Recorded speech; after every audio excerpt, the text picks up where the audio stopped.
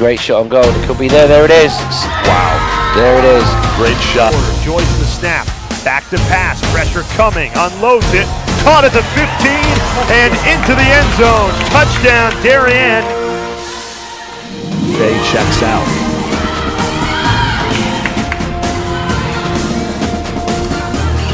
Save by Escamilla. And a great look, great effort by Lindsay Bennett. Trying to get some aerial there. There it is. Yes.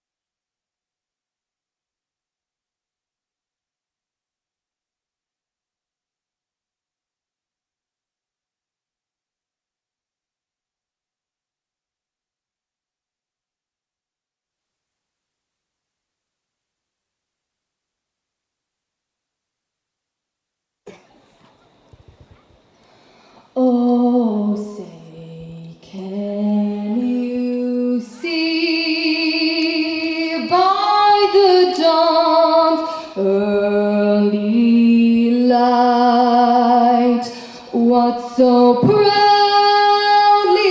we hailed at the twilight's last gleaming, whose broad stripes and bright stars through the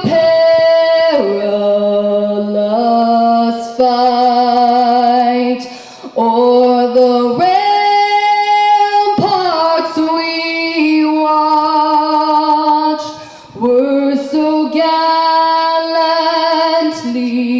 streaming.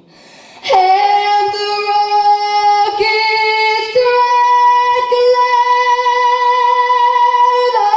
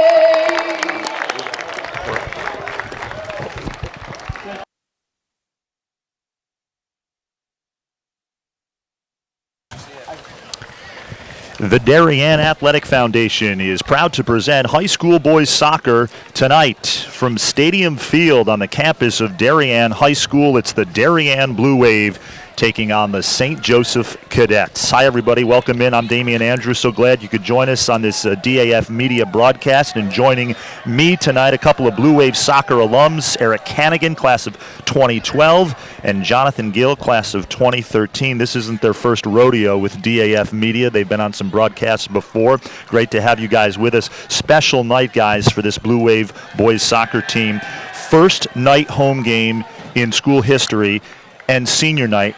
And earlier on our live stream, you saw some of the senior night festivities, but it's great to have both of you with us. And senior night, I'm sure you guys remember your senior days. Special event for any high school soccer player. Damien, thank you for having me on again, and it's exciting to be here alongside another Jonathan. This time he's a bit shorter and not quite as British, but we're here tonight enjoying a good game, and kind of like you said, these boys will be up for it tonight. They have a great crowd here. It's a beautiful night, and like you said, kind of this is their culminating game here as seniors, so they've got a lot to play for and a lot to show tonight.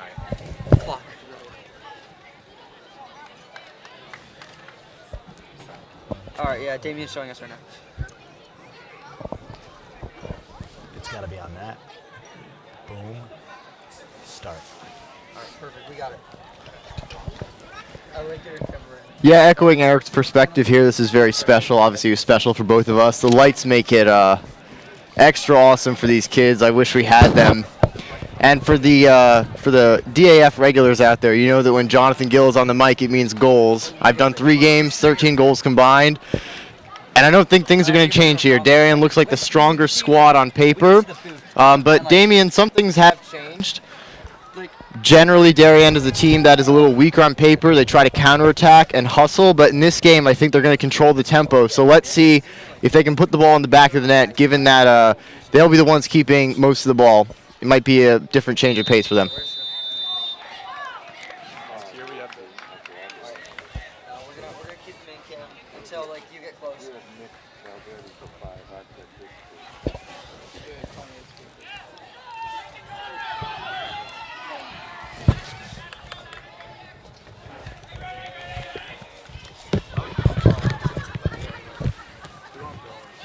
Alright, where's the ball? I needed you to change the hard touch. All right, we are underway here from Stadium Field. Darien taking on St. Joseph.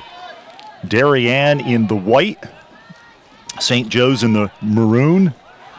Moving from left to right, Darien moving from right to left. Damian Andrew alongside Eric Hannigan, Jonathan Gill. And gentlemen, it's been a struggle this season for your Blue Wave, but pretty easy to get up for a game like this. Senior night, first night game at home in school history. Yeah, Damien, it certainly is tonight, but I think it's also important to note this will be a big game for St. Joe's. A lot of times teams going to the opposition's field on a senior night, they're looking to make their own mark, and St. Joe's looking for their first win today. With a record of 0-12, they'd certainly like to get a notch under their belt here. So.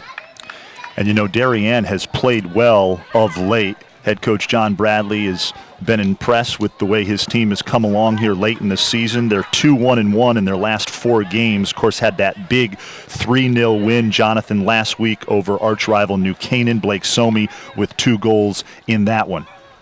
Yeah, it was an absolutely special performance, and I think what really made Darien stand out in that game was the finishing. Blake Somey has a couple great goals. New Canaan had most of the ball in that game, but it was just absolutely. And one thing that stood out to me from that game as well was the performance of senior goalkeeper David Voles. Absolutely terrific. He looked like he wasn't going to let in any goals. He had a penalty save, great command of his box. And St. Joe's are going to be hungry for their first win, but with someone like Voles in net, it's not going to be easy to get on the score sheet. Yeah, to your point, David Voles, 7 saves in that game against New Canaan. He played very well, the senior keeper for the Blue Wave.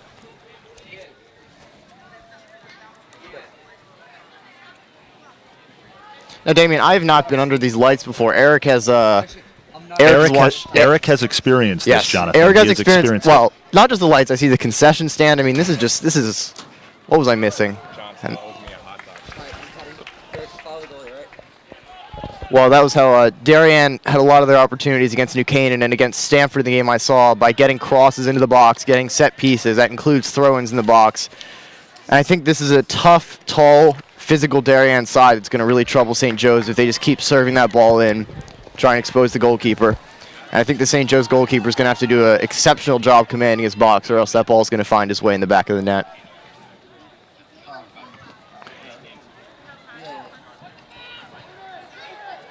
I know you guys spoke with, or at least you did, Eric, spoke to Coach Bradley before the game. What kind of words did he have for you? He was sharing with me how he really wishes the boys got to play more games like this at night. As we see St. Joe's breaking down the line. He was saying that because of restrictions, regulations, they're really not allowed to play too many 7 o'clock games during the week, and you can see why he'd be disappointed. The crowd that turns out for these games and the atmosphere at night, it's a great opportunity for a lot of these kids. Well, it was a nice pass there by Blake Somi with the back heel. Cole Stevenson's touch got away from him. Eric, who are you looking for this game to get on the score sheet for Darien? I think Cameron Raya, if I'm pronouncing that correctly, he looked to make a strong run down the right side of the pitch a bit earlier. Certainly he seems to have a touch of pace on him. So absolutely.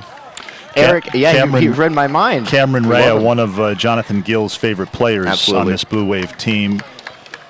Aggressive player, brings a lot to the table for Darien, and has played well in the broadcasts that we have done this season. Jonathan was actually one of my favorite players when we were playing, so it's nice to be joined by him. Favorite to pick on. Yeah, Damien, I know I've had some good chemistry with my co-commentators recently, but is there such thing as too much chemistry? Don't let Eric get out of hand with the jokes, okay? Let me ask you guys something, okay? This is the first time they have played on this pitch under the lights here. This is not their usual home field. How much of an adjustment early on to the surface is there? May seem like a little thing, but even as a spectator, you can pick out how difficult it is to see these different lines that they have marked out for the various sports. And it might not seem like it would make that much of a difference, but a lot of times along the baseline, on the touch line, players do get confused. Obviously, the backdrop when you're a player in terms of judging how far you want to make a pass, everything's different. So it's going to be a little bit of a challenge, but again, I mean, these players know what they're doing. They've played at opposition pitches that are different from their home field. So I actually found it interesting that their record away from home is 4-2-2, and their record at home is 1-4-1. Typically not what you see, but clearly they can play on fields that they're not used to. So I wouldn't think it's too much of a worry tonight. We're nearly 10 minutes in, first half between Darien and St. Joe's from Stadium Field on the Darien High School campus. Thanks for joining us on this DAF media broadcast. Well, it was a nice long throw there by Justin Vandegraff. Good flick on by Blake Somi. I think we're going to be seeing a lot of this from Darien. Funneling balls into the box. The throw in by Vandegraff, one of the seniors. Of course, as we mentioned at the outset, it is senior night. All the seniors honored before this match against St. Joe's. And we'll go through the names of the Darien seniors throughout this broadcast. Seems like too that we have a few more seniors starting because of senior night in place of some of the regular starters. So one of my favorite players, and I think one of the best players on the team, Charlie Sears, is not on the pitch right now. A center defender, fantastic sophomore. So I think Darien's going to do well with his experience on the field, but some of these players haven't been starting regularly this season, so might be a little bit of an adjustment to get into the swing of things. They look pretty good right now, though. Eric and Jonathan, we'd be remiss if we didn't mention the fact that you two are not the only Blue Wave soccer alums joining us from our perch here at our broadcast location, high above Stadium Field. Yes, we're joined by a former fellow player. He was actually a fellow captain with me, Lewis Clark. It's great to have him at the field, see him coming out for this. And actually, Damien, I was just told before the game we have some viewers from both Dallas and Ireland. So What? Wow. The DAF is spreading quickly. We are worldwide. Yes, worldwide. And a shout out to Danny Rizzuto, who Oh. is tuning in. So one of my good friends, and again, former players from for many years, actually. So hello, Danny, wherever you may be. Hope you're doing well. Danny has to be impressed with these lights. What do you think, Jonathan Gill? This is your first night soccer home game, correct? Or did you do the girls game? No, I didn't do the girls game. This is great. Obviously happy to be here with Eric and Lewis. Humbled to be in their presence as they were both captains and I was not. Fun fact. And yeah, I mean, I think echoing what Eric said, the lights might be a little bit of an issue for the kids out there today, but I think that overall it's a great experience to be under the lights. It really hypes you up, and I think that outweighs whatever tricks they may play on your eyes. But I have to say that that the lines on the field, Eric did mention, they might be a little bit of an issue. It's a little confusing even to us up here in the booth where exactly is out, where exactly is in, and I hope that John Bradley had some good time with his team practicing on this pitch before they played, which I assume he did. Can you clear the end zone? Please clear the track. Clear the end zone. Wow. And of course is Darien public address announcer Anthony Sweeney. Cheers, Anthony. And I believe we have a friend of yours watching up in New Hampshire, if I'm correct, tonight as well. Hopefully Jay Alter is checking out the DAF Jay media who? broadcast. Yes, no, Jay is tuning in as well. Obviously facilitated our introduction to Damien here, so shout out to Jay as well.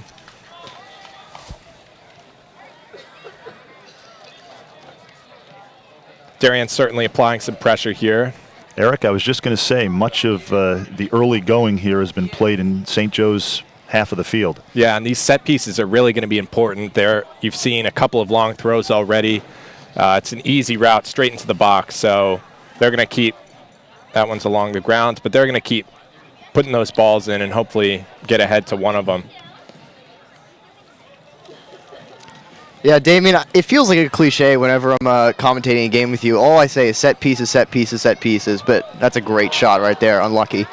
But how important is it? And now with Justin Vandegraff in the field, who I usually don't see, you have the long throw weapon as well, which I think is going to really trouble St. Joe's. And my early insight here, and Eric, tell me if you agree, is that the St. Joe's goalkeeper is not coming off his line a lot. He's not commanding his box, which might create some trouble for St. Joe's when that ball gets launched in.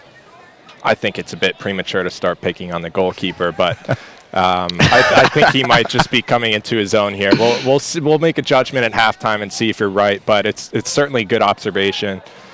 Yeah, well, I will say one thing is that here with commentating Darien soccer, and Damien can certainly attest to this, I've been spoiled with the quality of goalkeepers I've seen. That's some good defending out there, clearing it. Christine Fiore and David Voles, the boys and the girls goalkeepers, have both been absolutely terrific all season. I've been really privileged to watch them play. And we keep getting texts, all of us, from people watching this broadcast. Mike Fraioli, the assistant coach of the Darien High School girls varsity team, just gave me a text. What about enjoying the broadcast. And the girls team, guys, having a tremendous season. They've qualified for states. They're in FCACs. Well, and as Jonathan can attest to, they have some talented players, especially up front on offense. Terrific defender in Emily D'Annunzio, who is an All-American. That just she just received All-American accolades. Good ball into the box. Free kick, and Voles comes down with it. Grab there. David Voles. So, sorry, D'Annunzio is an All-American in soccer? Yes. That's incredible. Is that first for Darien? One of 3 FCAC players. Just goes to show you how tough a conference the FCAC is. 3 players from the FCAC. And it wouldn't surprise me. In girls soccer, the other named 2 to the All-American team. the other two are the ones that John mentioned to us during the broadcast. The one who plays for McMahon, and then, of course, the one who played for Fairfield Ward. Fairfield Ward, right. And so I was just about to mention, when you said Mike Fraioli, I was really impressed with the girls, not only the quality of the players, but how well coached they were. Fairfield Ward had one real danger player going to Wake Forest, Eric's alma mater, shout out,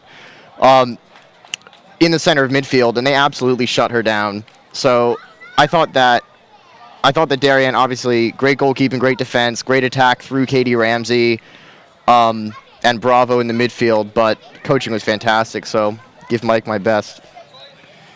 Girls certainly have a good program, and they have for years. My sister actually got to play under John Bradley a few years back. She was 2 years older than I am, and so they've had a good program for a long time, so it's great to see that they're keeping that up and performing well. A little bit of a rebuilding this season for the Darien boys team, as we mentioned at the outset. But Coach Bradley, optimistic about the future, has some talented underclassmen who have seen plenty of minutes this season, especially of late. And here's Somi, near sideline. Damien, that's a great point you made. John, being able to get those younger guys some minutes is really going to pay off the next couple of years. Just having that big game experience, I know they might not have gotten the results they want, but being able to play against older guys is just only going to make them better. So John's smart in how he plays some of the younger players, and I'm certain it'll pay off. Hayden Great Edwards, effort there. the cross.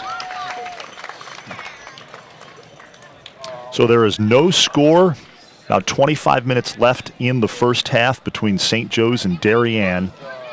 We are live from Stadium Field on the Darien High School campus. Now, Jonathan, I know you're not a gambling man, but if you had to place a wager on the on the game today, who do you see winning this one? Well, you got to go with Darien home on paper, senior day. But as I was saying, Eric, the one thing that would prevent me from picking Darien is I think that they're in a position they're usually not in. They're the better team on paper. They're going to be controlling more of the ball and not counterattacking as much. And in the New Canaan game, I saw them very in their comfort zone with the counterattack, not having much of the ball, but really striking when the opponent had pushed up too much. So now when they have the ball, the question is, how are they going to generate opportunities? And if the opportunities don't come, are they going to get frustrated, or are they going to keep their heads in it? And Damien, we saw in the New Canaan game, the New Canaan players, when the chances weren't coming, they were getting very frustrated at each other. And so if this game stays 0-0 for a little while, Darien's got to really hold on mentally, not blame each other, and just have faith that the chances will come. But as I said, Eric, I'm betting Darien. Too bad I'm not a gambling man. I have no bets in the game, but if I were, Darien all the way. Jonathan, of course, talking about that 3-0 win over New Canaan last week up at the Oval. That was a big win for the Blue Wave, coming off a really big win over an always tough Staples program. Jonathan, is the goalkeeper commanding his box enough for you, or not quite yet?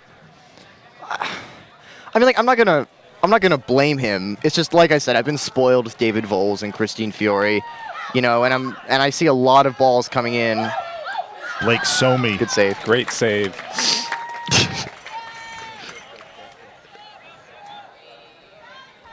Yeah, I mean, I would just say, what I meant to say is that the goalkeeper's going to have to do extra work tonight to stop all the set pieces that Darien puts in. Looks like handball. But I am curious, though, Damien, so Charlie Sears, great player, puts in all the deliveries for Darien. And he's not on the field right now. Do you think he's going to come on? Did you talk with John about what he was doing with the seniors tonight? Or? I did not talk with John, but there are some players warming up on the sidelines, Jonathan Gill, so that would... You could have asked him before the game, but he showed up 5 minutes early. That would... oh, my God. Just led me to believe that we're going to see some substitutions. Oh, he's open at the far side. Yeah, it could have been spread out wide. Vicious jokes aside from Eric, Charlie Sears, center back, but his set pieces, his great deliveries have been the real catalyst for a lot of the Darien goals I've seen this season. So I'd really like to see him come in and start serving some balls up just to get Darien sparked up here, because there's nothing more frustrating than being 0-0 with a team that you feel like you should be up on. Obviously, I have the wrong roster numbers, so I cannot help you with names. This guy's quite humorous, Damien, the announcer, Anthony. Anthony Sweeney, the PA announcer here at Darien. Apparently he was given the wrong St. Joe's roster, so he doesn't have. That's okay. We don't have 19 on our roster back there, so we feel your pain, Anthony. Great turn. He's charging down the pitch. Rhea, after a great tackle, brings it to midfield and.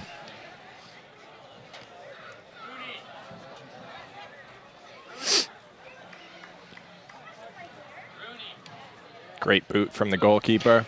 Yeah, I have to say his distribution is actually quite good. He gets the ball pretty far upfield. And John Bradley mentioned this when we were commentating the girls' game. Getting that field position and having someone who can kick it pretty far up the field is actually a pretty valuable asset at this level.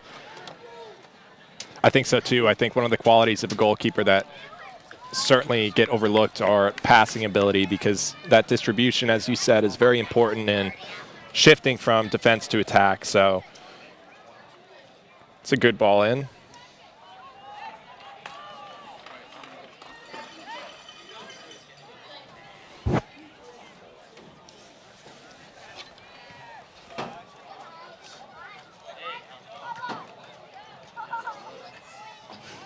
You know, Jonathan, I have not seen any real clear-cut chances here. What's the plan of attack Darien really need to take here to get ahead? I mean, the thing that I've seen from them this year is that they have two pacey strikers. They have Somi and Rhea. And the way you're going to get the goal is to either send the ball over the top to them. So I want to see Somi and Rhea on the last defender instead of checking in, which they're doing right now. I want to see balls over the top, have them run after it. And then the second way, and I've seen a lot of this season, is a good set piece. And Charlie Sears, I believe, is warming up and probably going to come in. The sophomore center back has put in some great set pieces. And so I think Darien needs to keep sending the ball over the top and putting it in the box, and they'll get the goal. But as I said, I mean, it's tough for a team that's used to counterattacking, used to being more defensive to go on the offensive against a team they're better than and get that goal. It can be really frustrating. You know, I'm sure, I mean, we did feel that way a little bit, Eric, in some of the games we've played against the weaker teams back when we were playing Trinity Catholic, for example. But we did end up getting the wins, and I'm pretty sure Darien's going to do well. And that's a nice ball. It's exactly what I want to see. Cameron Rhea hustling. And he's put the ball out of touch for a Darien throw. And that's what you want. You want the positional advantage here. They're pushing up the field. It's great. Oh. And on comes John, senior sub. So. Yeah, that is a mass substitution there. Wow. And I do see, yeah. Let's see if Anthony rolls off the names here. I just don't feel like he's going to do it. But there I see Charlie Sears. This looks more like the starting lineup I'm used to seeing. Do we have 11 on the pitch?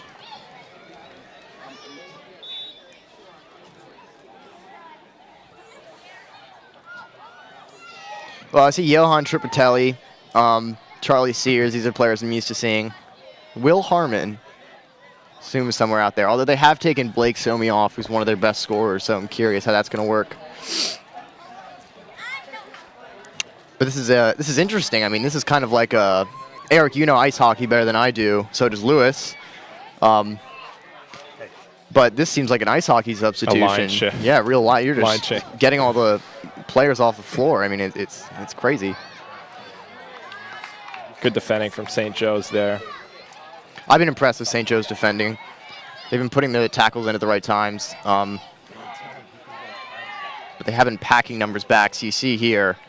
They have the opportunity to counter. Yeah, they had the opportunity to counter, and they had one or two people up, and that's just not going to work. You're not going to score goals that way. St. Joe's defense certainly putting in a shift this evening. It's great to see. I know defending's an underrated part of the game, so it's nice to see their players really getting stuck in. Eric, did you play defense for our FCX semifinalist team, or did you move to the midfield because it was more glamorous? I forget which one. I know you were a real glamour player. You had the haircut, you had the cleats, all of it. Actually, John shifted me around. So I was a bit of a utility player, but that's a nice little turn. I spent half a game at striker. There's a lot of space on the far side of the pitch. If he can get it there, that's a great ball. He is offside. Oh, wow, what a finish. Yeah, it was a great cross and a great finish, but the forward did not hold his run well enough, and it was offside. I'd like to see a replay of that one. Unfortunately, we don't have replay capabilities just yet. Not yet. Maybe but we in do 2 have 2 weeks. cameras for our viewers out there using multiple cameras on this DAF media broadcast. Great to have Jonathan Gill, Eric Hannigan joining us for this one. No score between Darien and St. Joe's. We are under 20 minutes left in the first half from Stadium Field here on the Darien High School campus. The Blue Wave trying to pick up their 3rd win of the season on senior night. Great catch. So Tyler Higgins, the junior keeper for the Cadets, has been busy here for much of this first half, gentlemen. Yes, and I think he's held his own. I mean, I can't say there's been a whole lot he's had to do, but as a goalkeeper, when you're presented with those small tasks, he's gotten them done. So that's a great through ball right there if he can get a toe to it. So Connor Olson, the junior, had a look. Yeah, it was a great tackle out there by number 15, Jacob Krajnow, if we have the numbers correct. I can't be sure that we do, but great clearance out wide. But Higgins did a great job there to clear the ball. Certainly applied pressure, got off his line quick, so it's great to see from the St. Joe's goalkeeper. I'm not sure. Was that the goalkeeper who cleared that, Eric? I wasn't entirely sure. I think he applied the pressure, so certainly an important part of that play. Yeah, he's been playing well. Yeah, he has been playing well. I mean, like I said, my main concern is that he's not tall. So, like, when you put the ball, when you put the ball in the box, like, it's gonna be really, really tough for him. You see someone like David Voles, Christine Fiore on the girls' team. Like, having that tall, commanding presence in goal is important. So you can have a shorter goalkeeper who's very good at making saves on their line. But the question is, when the ball gets in the box, is he going to be able to command it with his height? Is that why you played midfield? Me? Yeah. I was just going to say, Jonathan, did you ever play goalie in your long soccer career? Damien, I never played goalie. I probably wasn't that good at midfield. I wasn't a captain. I'm a fraud. You know Overall, who did I'd play say that. goalie, actually, who never played soccer at the highest level was Jay Alter. Jay Alter. We had our indoor soccer team, and he actually brought these neon green pineapple printed pajama pants to wear in net. Incredible. So I think he took one to the face that night, and he was a bit delirious, but he was certainly a player. So here's to you, Jay. He was a special player. I mean, there's something to be said about having passion. You know, Jay did not have the best technical ability, but he had a lot of passion. And I think if we see some passion from these Darien players, they're going to be scoring a goal soon. And this is what I like to see. Tripatelli and Sears over a free kick. They've been doing great all year on this. Damien, you know I love these deliveries, and I think this is the situation where Darien looks most likely to score a goal. Well, you know, we've been talking a lot about Higgins, and this will be a great opportunity to see how he does.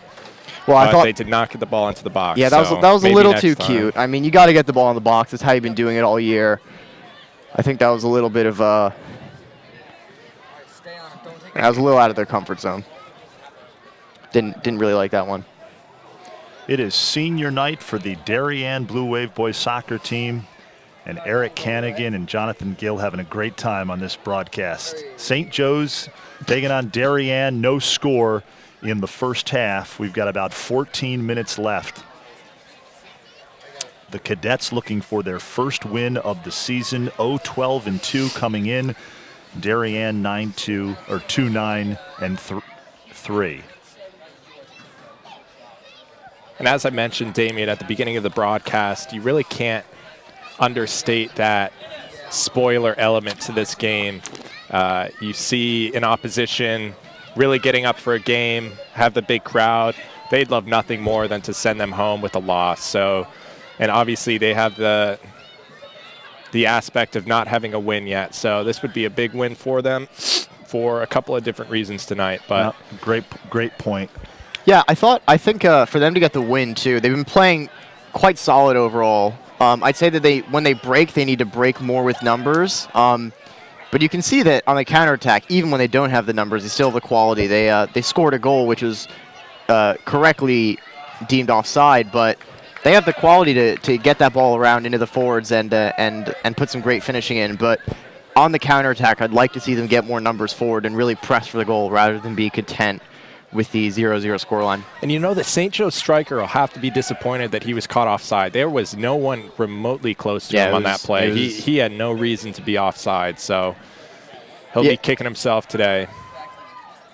Definitely agree with Eric. He wasn't in a foot race with anyone. All he had to do was stay on side, and he was in a lot of space. And I think it was just a lapse of judgment or thinking there. But hopefully he'll recover. And you know, I don't think St. Joe's is holding much of the ball, but what they are doing very well is their lateral passing around the 30 or 40-yard line, using the markings as reference. They're doing a great job passing back and forth, but they're really lacking that final key pass through the middle.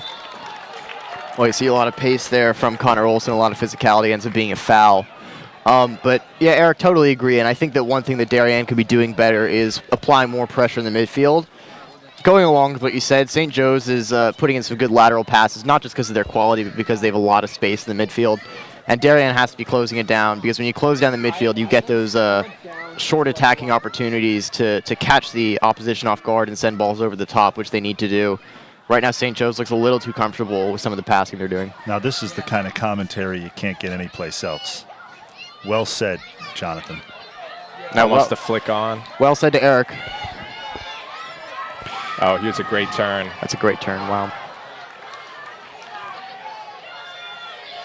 So Connor Olson has had a couple of looks here in this first half. Just hasn't been able to capitalize. Yeah, there's really not much you can do there. St. Joe's just smothered him, and credit to their defending, but he was just stuck. There were too many players, and that's quite a header right there. And this is another good opportunity for Darien. Hopefully they just really put it and test the goalkeeper here. Don't even worry about Eric, they will, and this player right here, Charlie Sears, he has the sophomore center back, incredible set-piece delivery abilities. English parents, no surprise, he's got it in his blood. And there's a great ball right there. And there it is. Finish. Box, and that is a Darien goal. Damien, I don't want to say that I predicted it, but I pretty much predicted it. I mean, that was classic what you expect. It had to be a Charlie Sears delivery. I think that was Cole Bronca with the finish. Cole Bronca with the finish off the free kick. Well, Eric, that was the first Charlie Sears delivery you've seen. I've seen a few of them. What do you think? How was the delivery? Oh, it was spot on. It was right where he wanted to put it. It was just about on the 5-yard line, I believe, and again, near post, so all Bronca really had to do was get a flick on and get a touch, and he did. So great finish and great delivery. Yeah, and this is what I was saying earlier. You know, aside from the quality of Sears, you know, which I've talked about way too much already on this broadcast, and it's not even the end of the first half. But Higgins there, I mean, a good shot stopper, but the ball was on the 5-yard line. Eric, do you think that's the goalkeeper's responsibility to come out and get that when it's so close to his line? I think it's tough. I certainly think there could have been a bit more he could have done, but to be fair, he can't really come too far on the near post, and he could just get lobbed. So between a rock and a hard place, really, and I had to pick one or the other, and it didn't work out for him. So unlucky. Yeah. But a great ball forward. Look at that pace by Olson.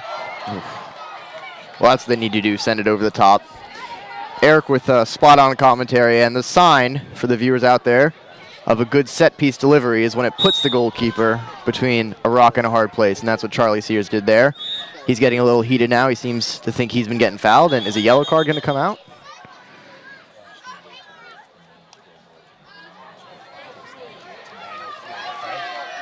Well, another delivery for Sears. I've seen that before.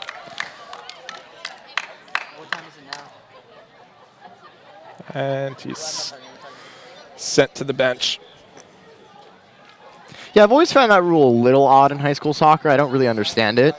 I found it very odd. The yellow card. I mean, after about the 4th time. The point is, but this is going to be. This is really, jokes aside, this is going to be tough for St. Joe's. You have a player just coming on the pitch for an important set piece. It's really tough when that happens. He's going to get really stuck here, and another great that's delivery. Not a bad delivery. It's a great delivery. A little long, but. I mean, you would have liked the Darien player to get a touchdown, but they do get a corner and another chance for Charlie Sears at it. Eric, absolutely right. Coming on the pitch fresh when a set piece is coming in, trying to mark a new man is It's about the last thing you want to see. So yeah. For the viewers out there, the worst set piece sub story of all time Liam Flaherty to take was the myself, junior varsity soccer, subbing in to take a penalty. Eric, what happened with that penalty? Do you remember? frankly, I don't know why you were chosen to take it. But It's skied over the crossbar. And we That's know Eric would have put it in. It's great clearance. that's a good clearance and great defending. Well, Sears, absolutely great all-around player. I talk a little too much about his set pieces relative to the rest of his game. One of the best on the pitch for Darien and only a sophomore. Have you mentioned Sears' name tonight? What? I mentioned the players as much as they deserve to get mentioned. Damien, I don't think I'm over-mentioning him. No, he's Well, certainly been great tonight and one of the standouts. So And he hasn't we started. talked earlier in the broadcast about some of the building blocks that Coach Bradley has for the future. He certainly is one of them, just a sophomore, as you both have mentioned. You know, while we have a moment, let's talk about those seniors. David Voles, Alex Clarer, Will Dixon, Will Harmon, Cole Stevenson, Cameron Rea, Blake Somi, Justin Vandegraff, Hayden Edwards, Wow. Nathan Hadlow, Daniel Konitzer, Sigard Glad, Conrad Dietzik, Jackson Major, Mahmoud Ashrifa. So the 15 seniors on this Darien team, it is their night, senior night here at Stadium Field. The throw-in for the Blue Wave on the near sideline. You know, Damien, I think it's great that you gave each of them a mention. I know sometimes some of the seniors might not be playing a full 80 minutes every game, but what they give in practice, what they give to the team from the sidelines if they're not on the field is so important. And they certainly deserve a whole lot of credit as well as the players that are playing the full games. So well done to the seniors. May not have been the perfect season that they wanted, but they'll have a lot to be happy with over the course of this year. So credit to them. And of course, this Darien Blue Wave boys soccer team finishes the season Monday against Norwalk, 4 o'clock at the Oval, and we will be live streaming that game on the DAF Media Network. We're trying to get Jonathan Gill, Eric, on that broadcast. We're still going over some contractual things. Oh, I see. He can be pretty difficult with stuff like that. No comment. Now, we appreciate both of you being on these broadcasts. This has been terrific as the DAF Media Network is starting to grow. Yeah, Damien, I definitely appreciate the opportunity, and I think that for me, the most special thing is just to bear witness at how much the infrastructure has grown in Darien sports. Just the fact that we are here doing this with this great dual camera setup. Absolutely a testament to the effort that the parents and the administrators have put into to making this all happen. Well, then the Darien Athletic Foundation has played a big role in these upgraded facilities here on campus.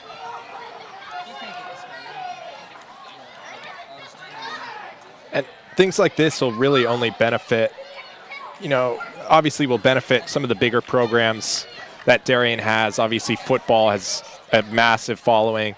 I know our coach and still the boys coach, John Bradley, would always joke that a couple years back, about 5 kids and a dog came to watch our games, and now you see huge turnouts. So it's really great that, the town's getting behind the sport. Obviously, more kids are playing, and that it's really just developing an interest in the program. So obviously, with all these new facilities, programs like the DAF and the broadcasts that you're doing, hopefully just continue that. So it's certainly a fantastic effort. Connor, it's looking great. Looking great. Darien with some nice quick passes here. Of course, as I say that, it goes out of bounds, but they're certainly applying pressure down the right flank. I think one ball behind across would be the killer pass they're looking for, but they're doing a good job holding possession right ends. They give it away again. I mean, aside from those two small instances there, I completely agree with Eric. And I think in general, when you're the team on the front foot, once you get that breakthrough goal, once you get that 1-0 scoreline, it really settles you down. It takes a lot of the pressure off you, and you can kind of play the free-flowing soccer that you want instead of feeling pressured to see the goal. And Eric, I got to say, I was a little scared. I mean, we saw some games at the highest level of soccer this weekend over in the English Premier League, where the better team was held to a 0-0 scoreline. It happens so often in this sport, and I think that was something. I mean, I don't know, were you afraid of it here if this happened? Yeah, I think it came close in the girls' game that I did last against Danbury. Darien clearly the better side, and it took them almost the entire game to break them down, but Darien applying pressure here, great shot, just a bit wide. But very important for Darien to get a breakthrough.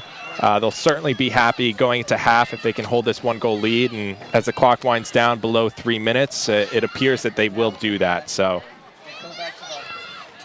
We just saw a great shot of the Blue Wave mascot. You don't see the Blue Wave mascot always at these big events. But to your point, Eric, from earlier, it is a great crowd. Night game here, the first ever night game, and the bleachers are packed. I think the next push really, Damien, has to be a crowd cam. I don't know if maybe you can get down We're there at working on halftime. Just pan across the crowd, but maybe we'll send Jonathan. He's not doing too much here, so. Handball.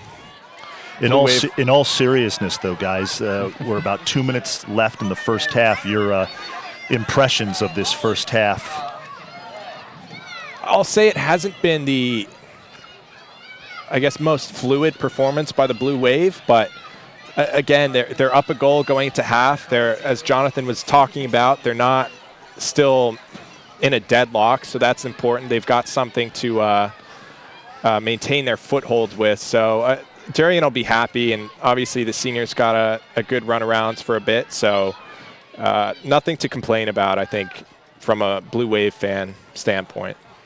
Yeah, I agree with Eric. Some of the passing wasn't as good as it could have been from Darien, but it makes sense to me considering that they're probably not used, as I said before, they're not used to being on the front foot in these games. But John Bradley's got to be very happy overall with what's going on. He's got the 1-0 lead. They look dangerous up top. St. Joe's hasn't really sniffed the Darien goal except for that one offside opportunity. And most importantly, the seniors went out there under the lights. They had fun, good organized setting. So overall, it seems like it's been a pretty big success, but soccer is a game of two halves, and so they're going to have to hang in there for one more. But I see them taking the win. And we've seen some physical play in this first half between these two teams. To your point of St. Joe's coming in wanting to maybe play the role of spoiler, they've played very aggressive, as has Darien. Yeah, and it's been really on our side. At least that's what I've noticed.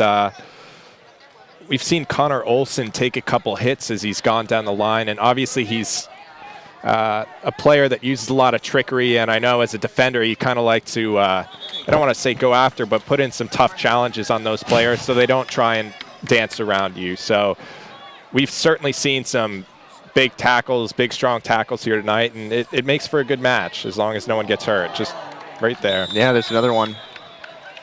I mean, Darien's going to love if they keep earning these fouls, these Charlie Sears kicks. I don't know if they're going to have time to get this off, but they're certainly trying. I don't know if that's where the foul was. Yeah, that was a little ambitious there from Tripatelli, and no kicks getting off. And that will do it, gentlemen, for the first half. Darien up 1-0 thanks to a Cole Branca goal. We are going to take a quick break, and we will be back with live second half action here from Stadium Field.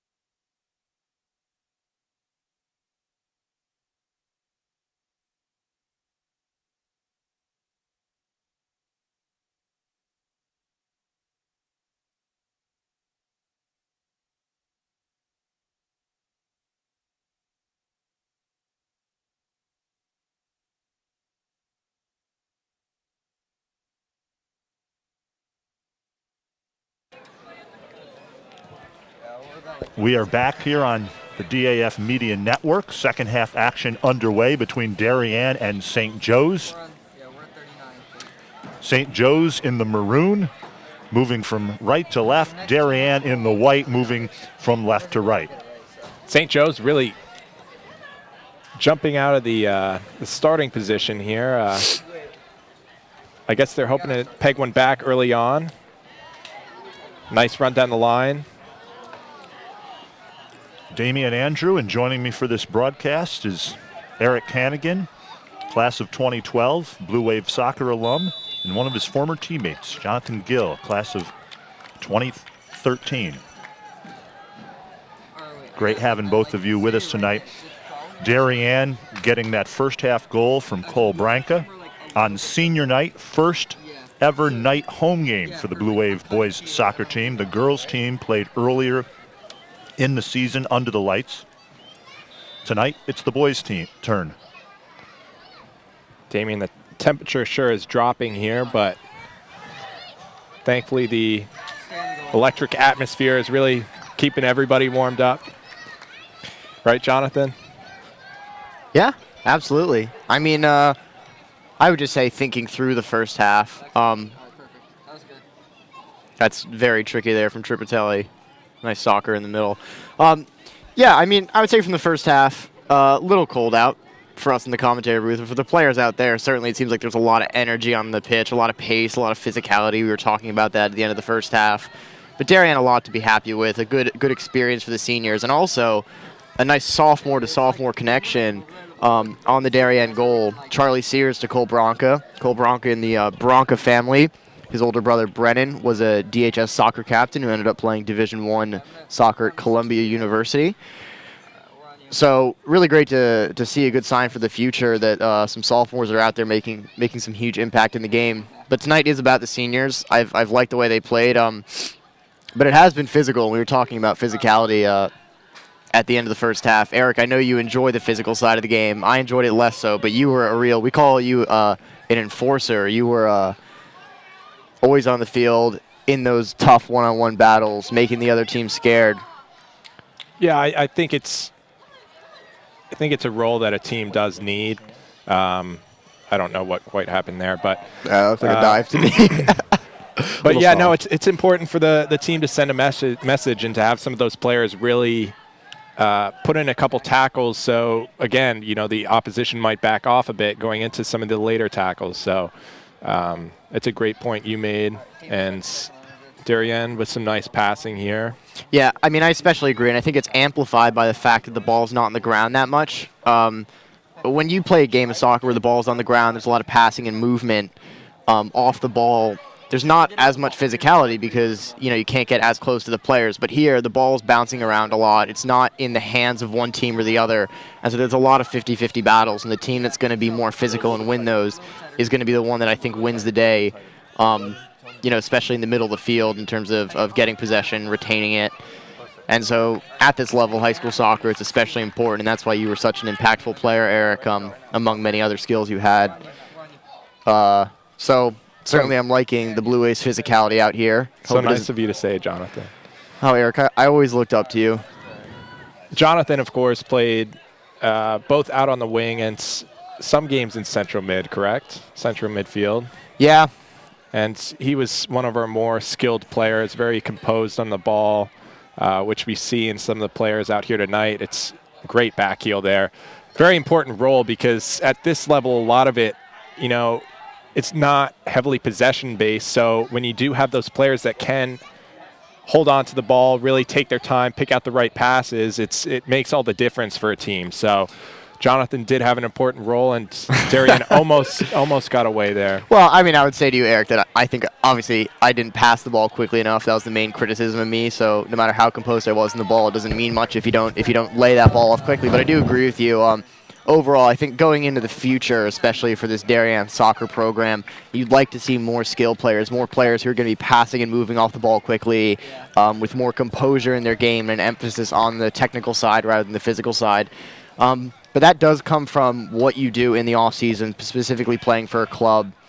And I remember, Damien, we were talking about with New Canaan, they had one player, Zarico's, their star striker, who recently left his academy club, FC Westchester, to play for New Canaan.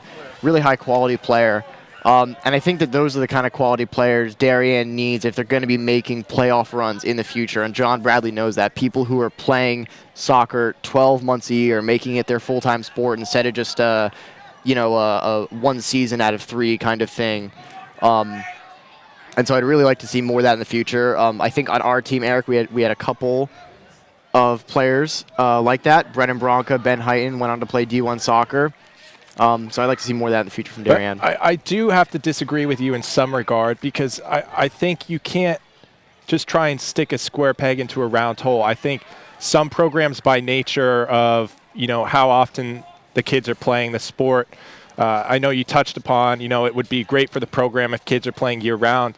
A lot of these guys will play other sports, basketball, lacrosse, whatever it may be, and sometimes you really just have to work a team to fit what their strong suits are. And I think that's what really made John Bradley a great coach. It made him so much of a better coach than his predecessor, because he didn't try and force a playing style upon the players. So he looked to see their strong suits, which were pace, athleticism, strength, and he kind of tailored the team to that. So I think that made all the difference. But I totally agree with you, Eric. I mean, to clarify, the point that I was making was that it would be nice if Darien had some more players that play 12 months a year. Yes. But given the group you have, John Bradley's the best coach. And I've said this on the broadcast with Damien all year.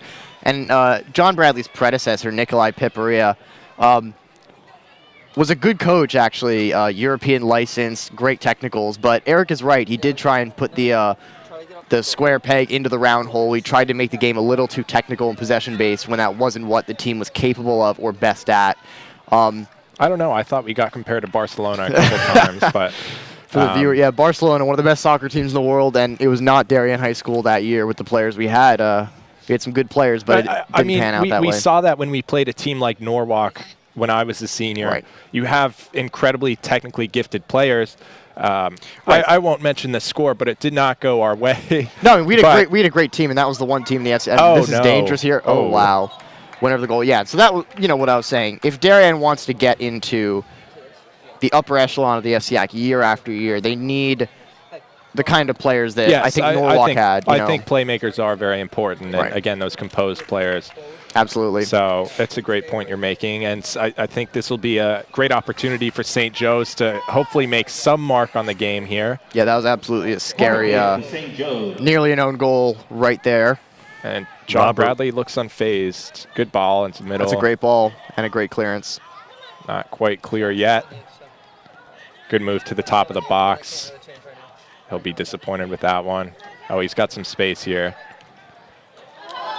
Unlucky. And wide of the near post. Another corner for the Cadets coming up. Guys, if I can just piggyback on your conversation, the specialization of sports has really become a hot button topic over the last several years.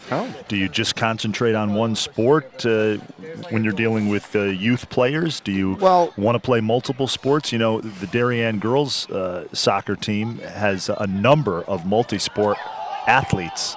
In fact, they have a couple of Katie Ramsey, one of their top forwards. She'll play lacrosse in college, so and she plays 3 sports throughout the academic calendar year. So it is an interesting debate, the specialization of sports, especially at the youth level.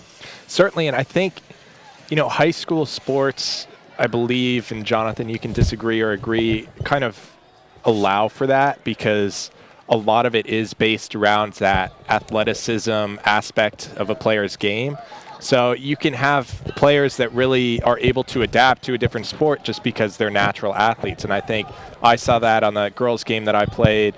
We obviously, one of our center backs, Elliot Helgens, actually played football in college after playing soccer in high school. So it's, I think, because of the age and because of the malleability of these players, you really can go a couple different directions.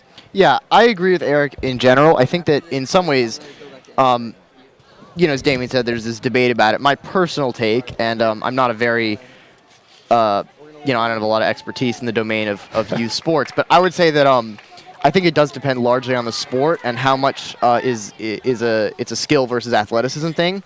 So when I see example in American sports, there's a lot of great football players who were once great basketball players.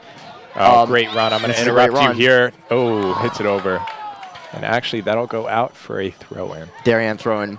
So I think some sports are more based on raw athleticism. I'm thinking football, basketball. I see it in lacrosse with a lot of good multi-sport athletes being with lacrosse as their best sport.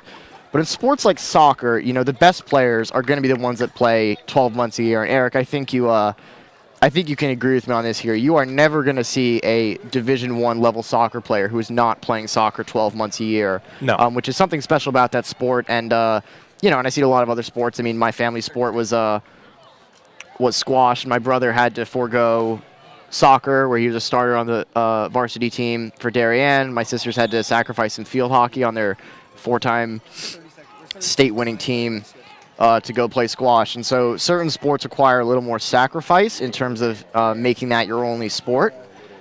But on the other hand, that doesn't take away from the fact that when you see someone like Katie Ramsey, some of these 3-sport athletes going Division I for one of their sports, it doesn't take away from how incredible that accomplishment is, really. And I think it's a great thing that Darien has such versatile athletes. I completely agree with that. So we're at the 28-26 mark of the second half. 1-0 Darien, thanks to a first-half goal by number 24, Cole Branca, the sophomore. One of those impressive underclassmen for Darien. Damian Andrew, joined by Eric Cannigan and Jonathan Gill. A couple of guys who played for Blue Wave head coach Jonathan Bradley. Know the ins and outs of his program, his system. Jonathan Bradley, I believe, in his 6th season as the Blue Wave head boys coach. Yeah, it's been remarkable that, not that he's been around this long, but it's been 6 years already. It seems like yesterday that I was playing under him, and I remember the summer leading up to his appointment as boys coach. There was obviously a lot of speculation. We were thrilled to have someone like him come on board and take charge, and you saw really the immediate effects of his coaching. Well, he took them on a great ride in 2015 all the way to the state finals. They lost a tough one to Glastonbury, I believe, 1-0. And obviously he built the girls program before he took over the boys program. Had a great run with the girls program. And then, I think they made it to the finals, actually. They did? When, yeah, my sister Rachel was a player for him back when they made the finals, and I kind of alluded to it before, but the girls have always had a very strong program, and I think Lee Parsons, who obviously took over for John, had worked closely with him, so it wasn't much of a big transition, and I think John still very much has a hand in what goes on the girls' team. Obviously, no more than what's allowed, but is great friends with Lee and Mike, so it's great to see kind of that close nature between both the boys and girls program. Yeah. No, there's definitely synergy between the two programs, and as we mentioned earlier, the Darien girls soccer program, they'll be in the state playoffs, they'll be in the FCAC tournament, and have played really well, as both of you guys have seen this year on these broadcasts.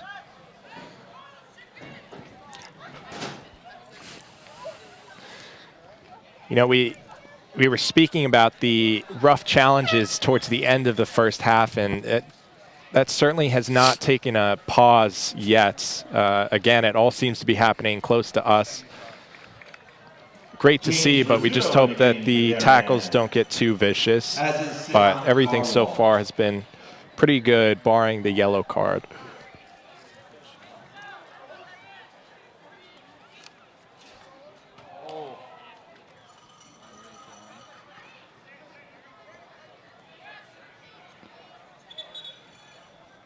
Connor Olson will throw it in for Darien.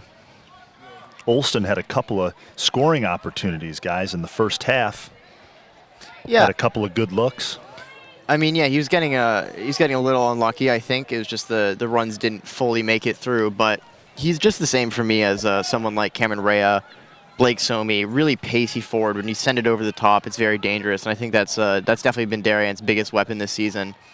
Forwards like Olsen, Rea, and Somi lifting the ball over the top, and this is a good opportunity here. And goalkeeper off his line, but couldn't get a hold of that one. And that's that's brilliant. Great tricks there from Olsen.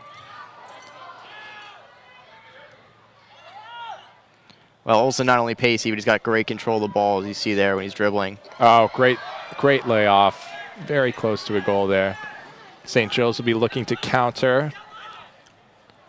Eric, explain something to me. When you say a goalie comes off his line, what do you mean by that?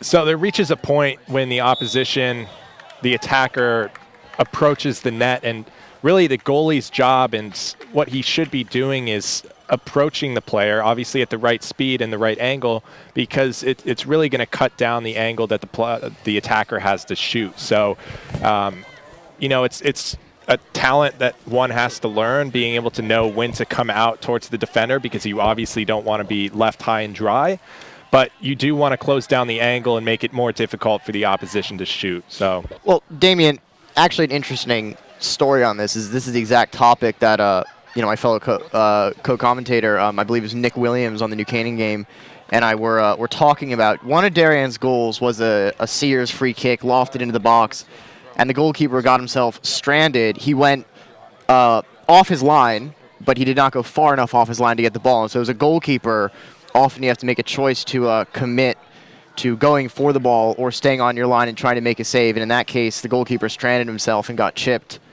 But right now, I think Higgins is doing a good job with his decisions largely. The goal wasn't really preventable. It was a very good delivery to the near post. And so I think Higgins doing a good job coming fully off his line and committing when he needs to, as he did in that previous sequence we saw. And on the other hand, staying on his line when he needs to and making some saves. And this is coming from two players who never played goalkeeper, Damien. So take that with the well, it was well said by both. Well, this is why we need. Said by both of you. Jay Alter plays goalkeeper. Yeah. Where is he? We need him here. He really left us when we needed him for the goalkeeping expertise. We are approaching the midway point of the second half. 1-0 Darien. And as Eric mentioned a few moments back, it is getting a little chilly here at Stadium Field. Yeah, where's the 90-degree weather, Damien? My first game for the DAF, 90 degrees, nice and balmy. It was beautiful this afternoon, and the temperature has plummeted. Actually, before I got here, Damien, Jonathan offered to get us some hot chocolate, so that's really generous of you, Jonathan. I just want to say thank you for that. You can actually head over there now. I'll hold your spot. That's a tough challenge, and he is just laying on the Darien player. But good actually, to see the handshake at the end. On that note, Eric trying to steal my money aside, I think that the concession stand does look really cool. I might go there after Damien. I mean, this is another thing we didn't have. That's just... There was a list I was running off with. Of all the new things? Lewis, yeah, and some of my friends and family of just a lot of things that I'm very envious of that they've installed, but also very happy with because it just makes for a better experience for everyone. And Tripatelli knew the field goal there, yeah. That was nearly a field goal, wide right by Johan Tripatelli.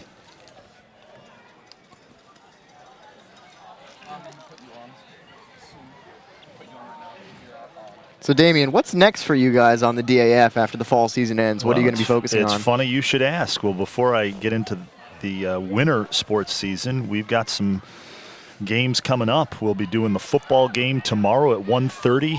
Darien taking on Fairfield Ward here at Stadium Field. Of course, the Blue Wave undefeated, the #1 ranked high school football team in the state of Connecticut. Head coach Rob Trefone talk about doing a great job with a program and building it. Coach Trefone has done just that in his 10 years on the job. And then we will be doing the Norwalk boys soccer game Monday, 4 o'clock against Norwalk. Or I should say the Darien boys soccer game against Norwalk, 4 o'clock Monday. As we mentioned off camera, the three of us, Norwalk always has a strong program in boys soccer. Yes, Norwalk, a very talented team. As Jonathan was speaking about, those very skillful players, good on the ball, good technically, makes for a very difficult match anytime an opposition plays them. So Yeah, I'm curious to watch the new Norwalk team. I mean, Damien, I don't even say this hyperbolically. I truly mean it when I say it. I don't think you've ever seen a high school soccer team like the Norwalk team that we played. I think they had about 5 or 6 players going to top Division I schools. They did. I remember that team.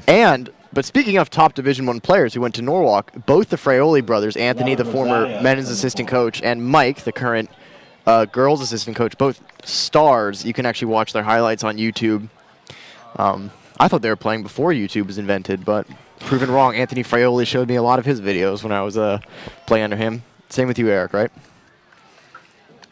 Yes, they were 2 very talented players, and obviously great coaches. You can see what they're doing with the teams now, and beyond the coaching realm, they're just 2 very nice guys. So it was a pleasure getting to be coached by them, play alongside them, and get to know them. So.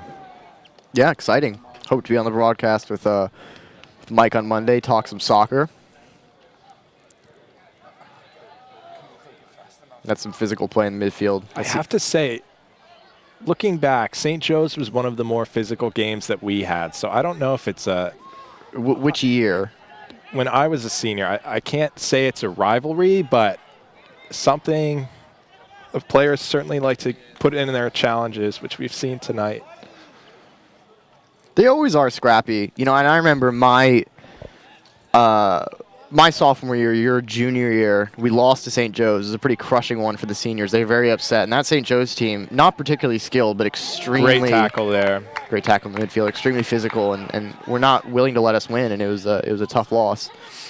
And there's still a lot of time left. A little under 20 minutes. This St. Joe's team could inflict some pain onto the Darien of 2017. And it's interesting because this second half in particular, you would not say that the St. Joe's team is winless because they're playing pretty well. They're applying a lot of pressure, and since the second half started, they've been the team who are really in control. So I don't know if it was a good halftime team talk or these players are just more up for it, but they're having more. They're holding on to more of the ball. They're putting in some good passes, and you've seen them go down the left here a couple of times, and some great interplay here. This is a really good sequence. Let's see if they can get a shot off. Oh, just wide of the post. Yeah, I mean, the finishing has been lacking. I think the crossing hasn't been great. But in terms of the passing around the midfield and in the final third, I think they've been doing really well. And I have to agree with Eric. I think coming out into the second half, they almost look like the better team here when Darien had such an upper hand in the first half. So maybe the seniors relaxing a little. Maybe St. Joe's knowing this might be their only opportunity to win for the rest of the season. Yeah, and you just hope that, I know the Wave aren't playing for states or FCACs, but you hope for pride's sake that they're not becoming too complacent. So I hope John really instilled some urgency in these players because you don't want to see them give up a goal lead. And yeah, I'm certainly don't want them to give up 2 goals and give St. Joe's their first win here. I'm sure if John could talk to them right now, he'd be digging into them. I think this is not good enough from Darien. And there's some time left. There's ample time for St. Joe's to score, so let's see. That's a great shot. Skylar Furlong for St. Joe's really playing well. Again, some great interplay with Manny Santos on the left side, and they've really been picking apart this Darien defense. So we're just hoping that Darien can really keep them at bay and hold them off and keep the pressure off because you don't want to see St. Joe's grab a goal here. Yeah, I mean, Darien getting a little complacent, and it's not helped by the fact that St. Joe's isn't finishing as well as they should. But if you give them enough chances, they're going to eventually start putting balls at David Voles, and that's when it's going to get really tough. And Darien do definitely need to wake up here. That's a foul. Yeah, I'd really like to see one of the seniors on the field start kind of rallying the troops. I know, Eric, that's something you definitely did when we were playing together. If the team ever dropped their heads or was playing with a little less fight than they should have been, you were the first person to speak up. I think they need someone like that here. Yeah, I lost my voice a few times, but it's a great delivery. John, great job by the goalkeeper. And John touched on this when I called one of the girls' games with him, that it really became pretty quiet, at least from where we were sitting. Oh, interruption. And Lewis Clark. Our friend Lewis Clark arrives with hot chocolate. Oh, God. The best. Thank you, Wow. Lewis. Lewis, one of the best. Guys, I'd be remiss if I didn't take a moment to mention the guys on this broadcast behind the scenes who you don't see, who are doing just a terrific job. We're doing a 2-camera shoot tonight on this DAF media broadcast as Darien has an opportunity, and that is a goal.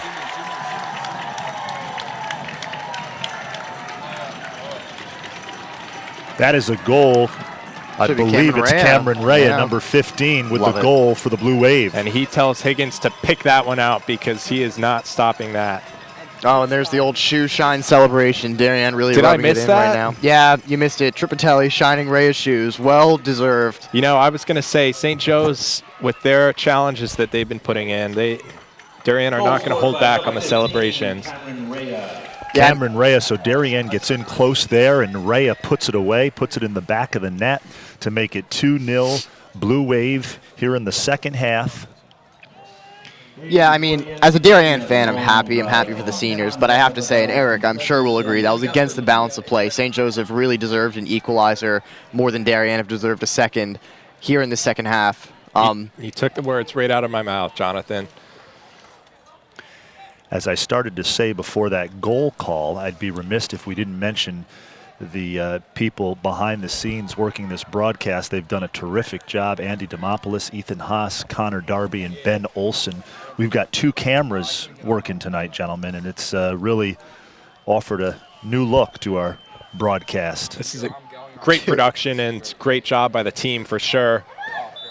Good ball in there. I was hoping they would actually cut Jonathan's mic off at a certain point in the broadcast, so I have to say I'm disappointed that didn't happen. But no, in all seriousness, Damien, you and the team you have working behind you have done an amazing job with this, and we talked about it a lot already, but I'll obviously stress the fact that this is how programs grow. This is how the town, the school really gets behind these sports. So it's only up from here, which is encouraging to see. Well, I thank you, Eric, and so far so good. As I mentioned, we'll be doing the football game tomorrow as Darien attacking again. And Higgins comes out. Quick off his line. I was just going to say, Higgins comes off his line to corral that one, right, Cannigan? Damien, it does not take an expert. You picked up on this stuff quite fast. Well, for those of you following the commentary narrative of the game in the first half, I was a little critical. I wasn't critical. I was suspicious whether or not Higgins was going to be getting off his line.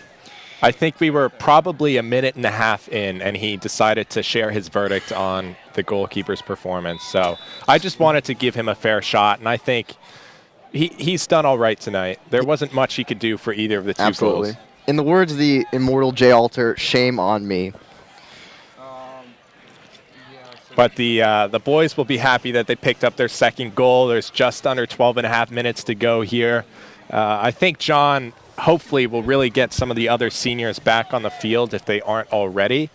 And I don't think they're in danger of giving up a 2-goal lead. But those could be my famous last words, so who knows? Yeah, I always say to Damien every game, because I've seen, I think, 3 2-goal leads now in the 3 games I've come, or 4 now. And the 2-goal lead is the most dangerous one in soccer.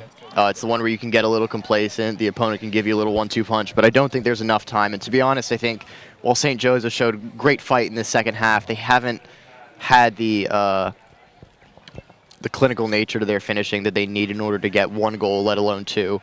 So I can see Darien just securely locking it up here.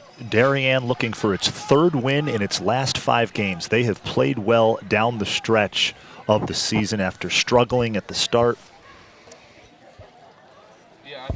Certainly something to build on for next year. Well, they already have a lot right now, Damien. 2 cameras and hot chocolate. Where's that for us? And for future reference, if you want to get a shout out on the DAF media from me, buy me hot chocolate. No one wants a shout out from you, Jonathan. I have to say, I think the refereeing deserves a mention tonight because for the most part, it's gone unnoticed. And I think those are typically your better refereeing performances when you can't really pick anything out that they have or have not done. So, well, Damien, here's a fun fact for you. The referee to our left, the young-looking one, is Victor Borges, who actually attends Columbia University as a computer science major, a very well-known referee around this parts, a referee prodigy. so to speak. I've seen him in a couple of Great tackle. Seen him in a couple of the camps. He's a student at Columbia, but he moonlights as a very accomplished referee, one of the highest levels in the country for someone his age. I believe he's 20, 19. And these are the only kind of tidbits you can get on these broadcasts from Jonathan Gill. Absolutely. I have to say, moonlight, great word, Jonathan. Well done. That's what the Columbia education got you. Yep, 60,000 a year for some good vocab. It's been a lot of fun, guys, as we are now under 10 minutes left in the game. Darien up 2 goals on St. Joe's. Senior night, first ever night home game for the Blue Wave boys soccer program. So a historic night here in Darien. And it'll be great for them to mark this first night game with a win. So good omen going forward. And as John was talking to me about before the game, you really hope they get more of these night games in seasons to come, because there really is nothing quite like it. Good play from Darien here. They've got their foothold back in the game.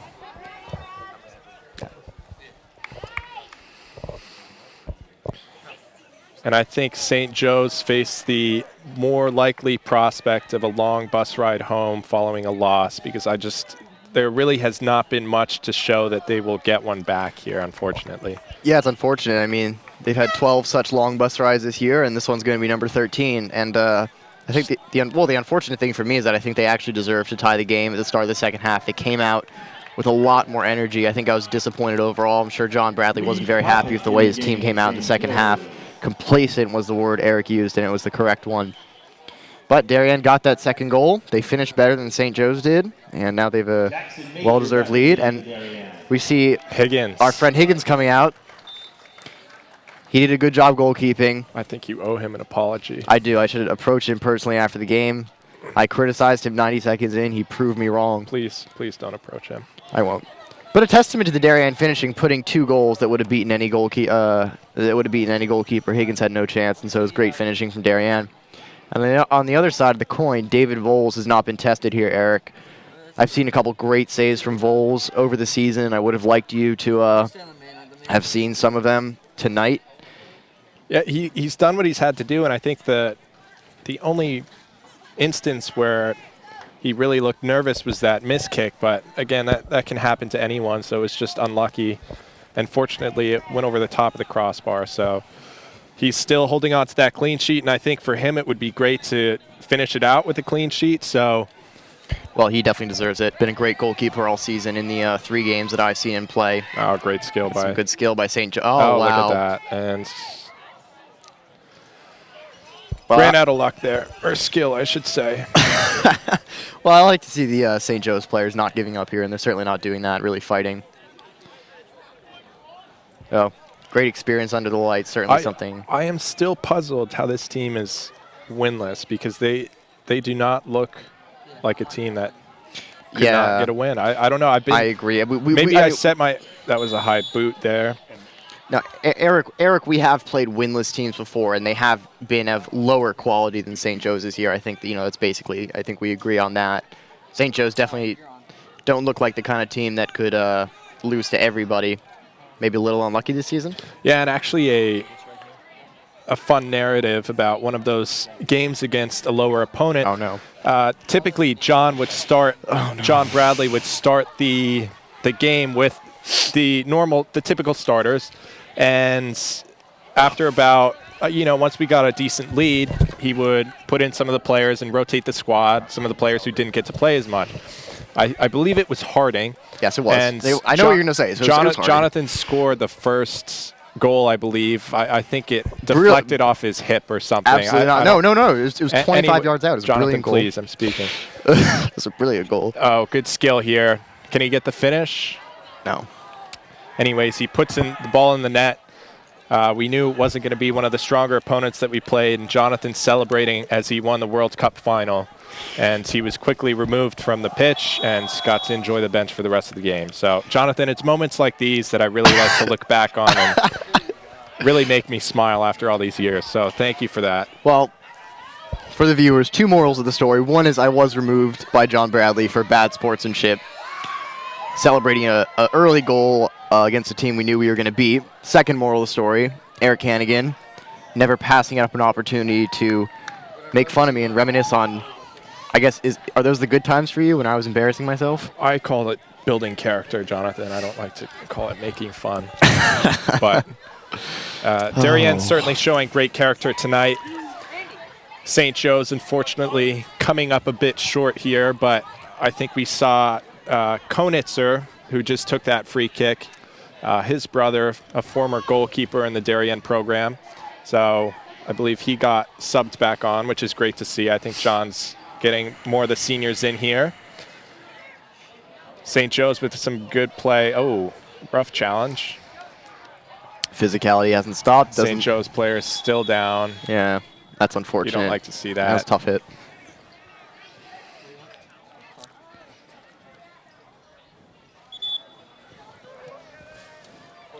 So I'll let it go down 3 seconds and then I'll play.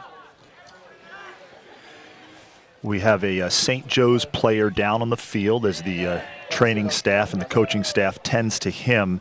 While we have a moment here, Eric and Jonathan, I just want to name off the seniors on this Darien boys soccer team once again. David Voles, of course, we've talked about him. The senior keeper has done really a terrific job the last few games for the Blue Wave.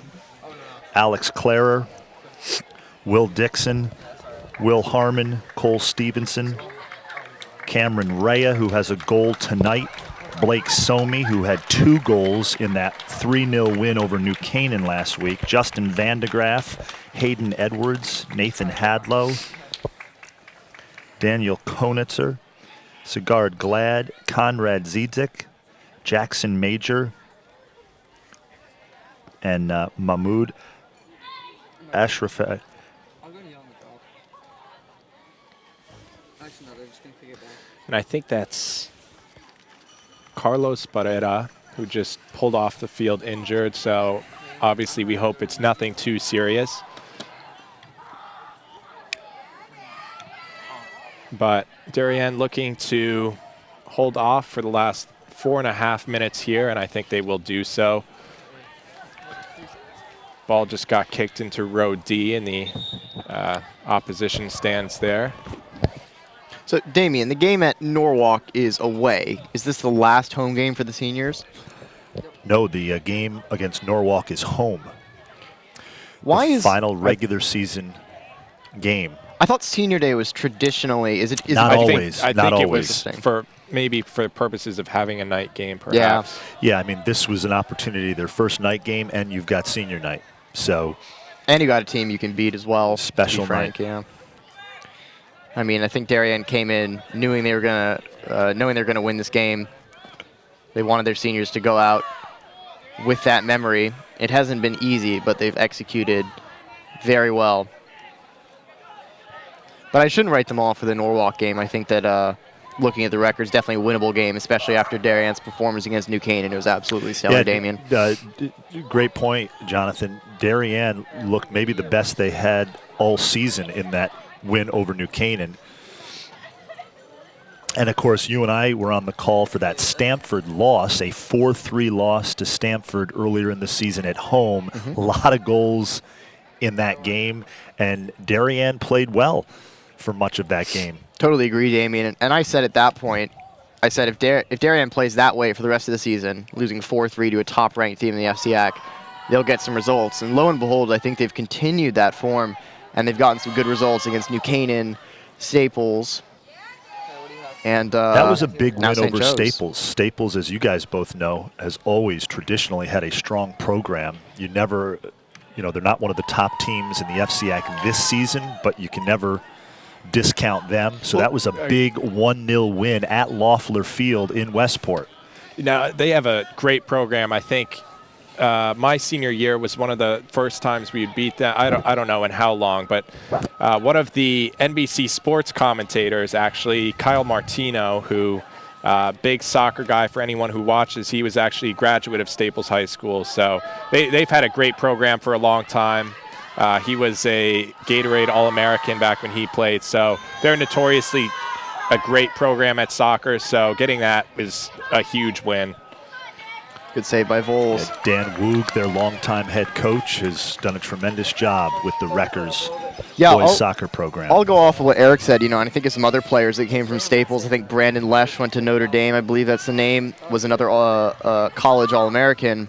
But one thing that struck me, actually, seeing the Darien scoreline against Staples this year is the same that we had our senior year. Correct me if I'm wrong, Eric. It was a 1-0 game. Correct. And that was a John Bradley classic. I'm not sure how it went down this year for Darien, but we got a very scrappy goal. Scrappy? I believe it was a header, right? It was a nice free kick from someone directly into Elliot's path, who volleyed it one touch into the net. Well, if you want to call that scrappy, then I'd call it a wonder strike personally. But all right, sorry. If Eric Hannigan's involved, it's not scrappy. Anyways, I'm sorry about that. There were a few posts involved, a lot of defending, great ball there, almost another goal with just under a minute to play here. It's nice to see the seniors and everyone else on the bench off their feet.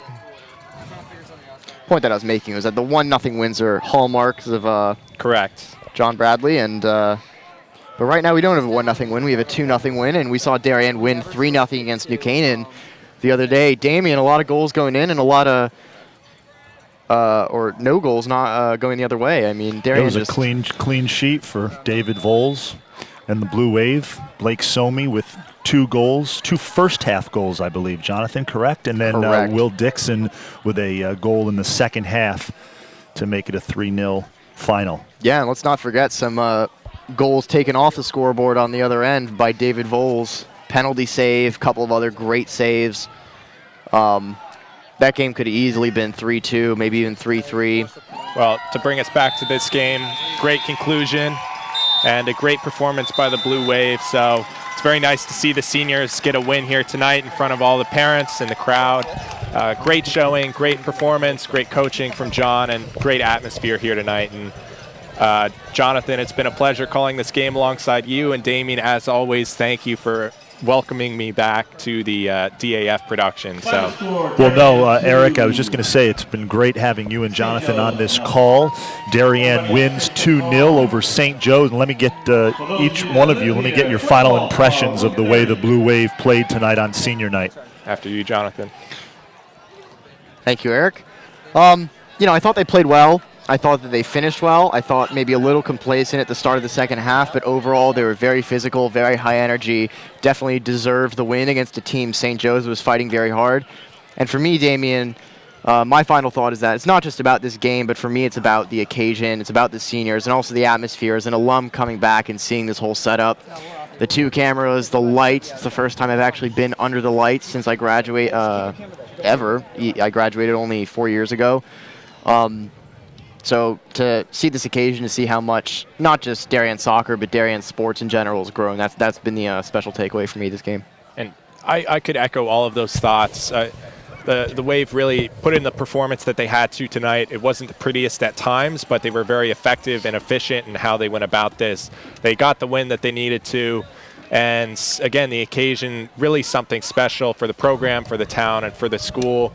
And again, it's going to be a big transition period here, how these younger players who really performed well tonight are going to be able to go forward in coming seasons and hopefully, bounce back with a better season and go into the postseason next year and years to come. So credit to John Bradley. He really does a great job with this program, and credit to the production that you've put together, Damien, and the team that you have working with you. It's been fantastic tonight. Well, thank you both very much, and a shout out to our production crew, Connor Darby, Ben Olson, Andy Demopoulos, and Ethan Haas, working behind the scenes to put this broadcast on for DAF Media. Darien beats St. Joe's senior night, first ever night home game for the Blue Wave, 2-0 the final. For Jonathan Gill, Eric Hannigan, I'm Damian Andrew. This has been a production of the Darien Athletic Foundation.